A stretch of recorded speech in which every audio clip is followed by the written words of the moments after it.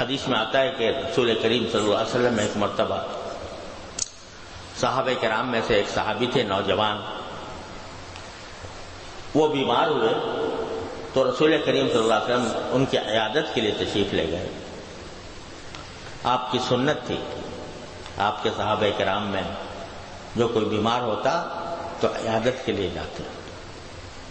مسلمانوں کا، ایک مسلمان کا دوسرے مسلمان پر حق ہے یعودہ اذا مرض، کہ جب کوئی بیمار ہو تو اس کا بھائی اس سے عیادت کے لیے جائے۔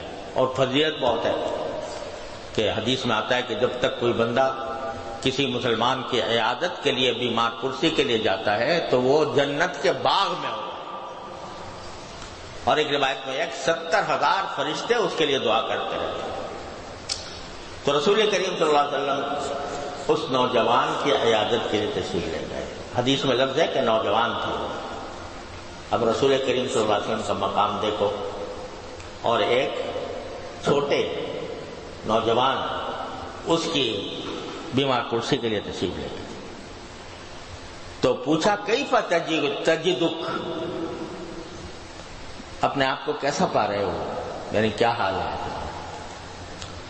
تو اس نے کہا، جواب میں صحابی نے کہا کہ ارجو رحمت ربی واخشى ذنوبی،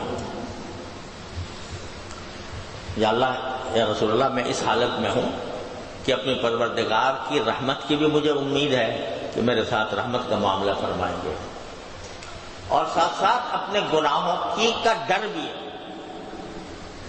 کہ کہیں کسی گناہ کے وجہ سے پکڑا نہ جاؤں اور میرا انجام خراب ہو جائے۔ تو رسول کریم صلی اللہ علیہ وسلم نے فرمایا کہ اس جیسی حالت میں، جس حالت میں تم ہو، یعنی بیماری کی حالت، اس میں جس بندے کے دل میں بھی یہ دونوں چیزیں موجود ہوں، امید بھی اللہ کی رحمت سے اور خوف بھی اپنے گناہوں کا، تو اللہ تعالیٰ اس کے ساتھ یہ معاملہ فرماتے ہیں کہ جس چیز کا اس کو خوف ہے اس سے اس کو بے خوف کر دیتے ہیں، اور جس چیز کی اس کو امید ہے وہ اس کو عطا فرما دیتے ہیں۔ الایمان بین الخوف والرجاء، حضرت فاروق اعظم رضی اللہ تعالیٰ عنہ سے منقول ہے کہ ایک مرتبہ انہوں نے فرمایا کہ اگر یہ اعلان ہو جائے کہ جتنے بھی لوگ ہیں وہ سب جنت میں جائیں گے سوائے ایک آدمی کے،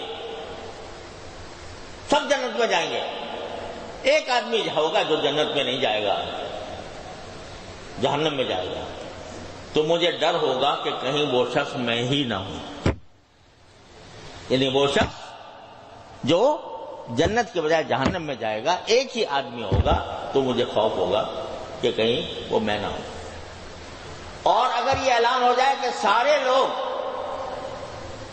جہنم میں جائیں گے، صرف ایک آدمی جنت میں جائے گا، تو مجھے امید ہوگی کہ میں وہ شخص ہوں۔ اتنی امید اور اتنا خوف۔ تو یدعوننا رغبا ورہبا، وہ ہمیں پکارتے تھے، کس طرح پکارتے تھے؟ رغبت کے ساتھ، امید کے ساتھ کہ ہماری باتیں اللہ تعالیٰ ہماری دعائیں قبول فرمائے گا، اور رہبن، ساتھ ہی اپنے گناہوں کا خوف بھی ہو ان کے دل میں۔ تو یدعوننا رغبا ورہبا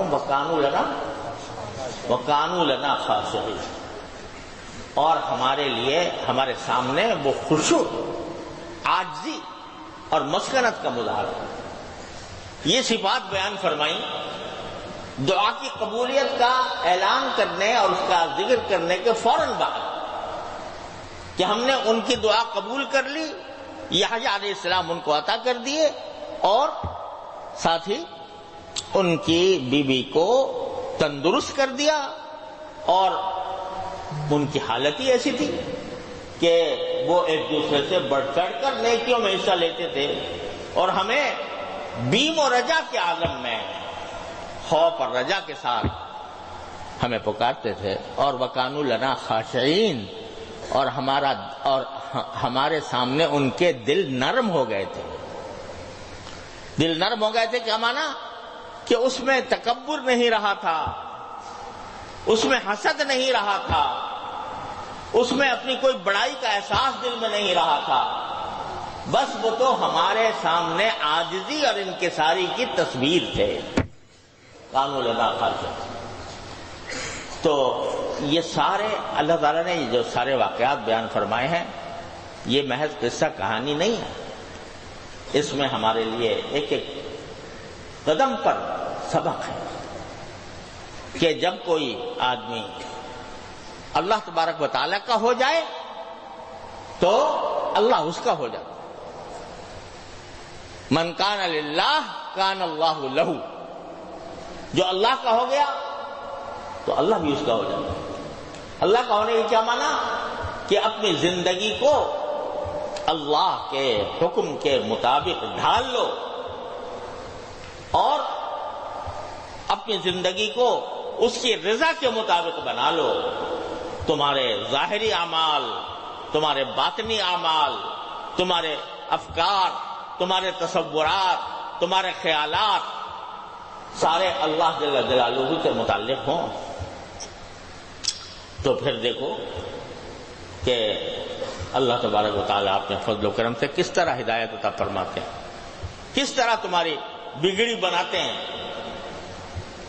جتنا جب اللہ کا ہو گیا بندہ تو اب دیکھو صحابہ کرام رضی اللہ تعالیٰ عنہ اجمعین اللہ کے ہو گئے تھے، کیا مانا؟ یسارعون فی الخیرات، وہ ایک دوسرے سے آگے بڑھ کر نیکیوں کے اندر ایک دوسرے سے آگے بڑھنے کی کوشش کرتے تھے۔ تو کیا ہوا کہ اللہ کی مخلوقات بھی ان کے آگے تابع ہو گئی۔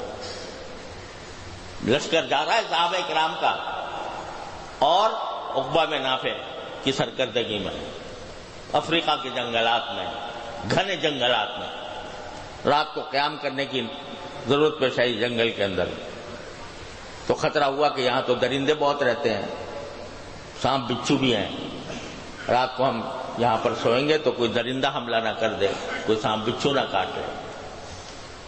تو عقبہ بن نافع نے اعلان کیا کہ اے اس جنگل کے درندوں اور کیڑے مکوڑوں، ہم رسول کریم سرور دو عالم صلی اللہ علیہ وسلم کے اصحاب ہیں اور اللہ کا پیغام لے کر اس جگہ پر آئے ہیں۔ آج اس لشکر اسلام کو یہاں جنگل میں رات گزارنی ہے تو تم ان کے لیے جگہ خالی کر دو۔ جانوروں سے خطاب کیا۔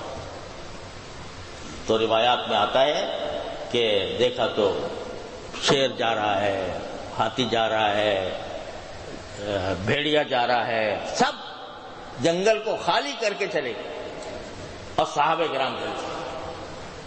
تو جب من کان للہ کان اللہ لہ، جو اللہ کا ہو گیا اللہ اس کا ہو جاتا ہے۔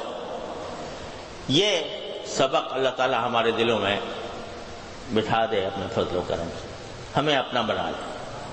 یہ خوب دعا مانگا کر، یا اللہ ہمیں اپنا بنا لے، یا اللہ ہمیں اپنا بنا لے۔ تو جب بندہ اللہ کا ہو جاتا ہے تو اللہ تبارک و تعالی اس کے لیے کائنات کو مسخر فرما دیتے ہیں کہ محمد سے وفا تو نے تو ہم تیرے ہیں، صلی اللہ علیہ وسلم کہ محمد سے وفا تو نے تو ہم تیرے ہیں، یہ جہاں چیز ہے کیا لوح و قلم تیرے ہیں۔ لوح و قلم تیرے ہونے کیا مانا؟ کہ ہم تقدیر تمہاری بہتری کے لیے ہم اپنی تقدیر کو مقرر کر دیں گے، بس ایک کہ محمد سے وفا کر صلی اللہ علیہ وسلم۔ اور محمد سے وفا کرنے کا کیا مانا؟ کہ محمد صلی اللہ علیہ وسلم کی سیرت و سنت کو اپنا لو۔ جتنا سیرت و سنت کو اپناؤ گے، چھوٹی چھوٹی سنتوں کو بھی اپناؤ گے، اتنا ہی اللہ تبارک و تعالیٰ کا قرب حاصل ہوگا، اور جتنا قرب حاصل ہوگا تو یہ کائنات تمہارے آگے مسخر ہو جائے گی۔ اللہ تبارک و تعالیٰ اس کی توفیق عطا فرمائے۔ جائزہ لے ہر انسان اپنے آپ کا کہ میں کس سنت پر میں عمل کر رہا ہوں کہ کون سی سنت میں نے چھوڑی ہوئی ہے، اور اگر چھوڑی ہوئی ہے تو اس کو عزم کر کے اپنی زندگی میں اپنا لے کہ اب آئندہ میری زندگی رسول کریم صلی اللہ علیہ وسلم کی سنت کے مطابق ہو۔ حضور اقدس صلی اللہ علیہ وسلم کس طرح سوتے تھے، کس طرح جاگتے تھے، کس طرح اپنے گھر کے اندر رہتے تھے، کس طرح اپنے ازواج سے معاملہ فرماتے تھے، کس طرح مہمانوں سے معاملہ کرتے تھے، کس طرح میل جول والوں سے کرتے تھے، یہ ساری سنتیں، مسجد میں کس طرح داخل ہوتے تھے، نکلتے کس طرح تھے، وغیرہ وغیرہ، اس کا ایک مرتبہ مطالعہ کر لو بھائی۔ سورہ رسول اکرم صلی اللہ علیہ وسلم میں وہ ساری سنتیں جمع کی ہوئی ہیں، وہ کر کے پھر دیکھیں جائزہ لے کر کہ کون سی سنت مجھ سے چھوٹی ہوئی ہے، اس سنت پر عمل کرنے کی کوشش کرو کہ محمد سے وفا تو نے تو ہم تیرے ہیں، یہ جہاں چیز ہے کیا لوح و قلم تیرے ہیں، یہ انشاءاللہ یہ ایسی جھوٹی بات نہیں ہے، یہ اللہ تبارک و تعالیٰ کی طرف سے جو میرے محبوب کے ساتھ محبت کرے گا، جو میرے محبوب کی سنتوں پر عمل کرے گا، وہ اس کا مطلب یہ ہے کہ مجھ سے محبت کرتا ہے۔ ان کنتم تحبون اللہ فاتبعونی یحببکم اللہ، میری اتباع کرو یعنی رسول کریم صلی اللہ علیہ وسلم، تو اس کا نتیجہ کیا ہوگا؟ اللہ تم سے محبت کرے گا۔ ارے تم کیا کرو گے محبت اللہ سے؟ اللہ تم سے محبت کرے گا اگر تم نے میرے حبیب صلی اللہ علیہ وسلم کی سنت کو اپنا لیا۔ اللہ تعالیٰ اپنے فضل و کرم سے، اپنی رحمت سے ہم سب کو اس کی توفیق عطا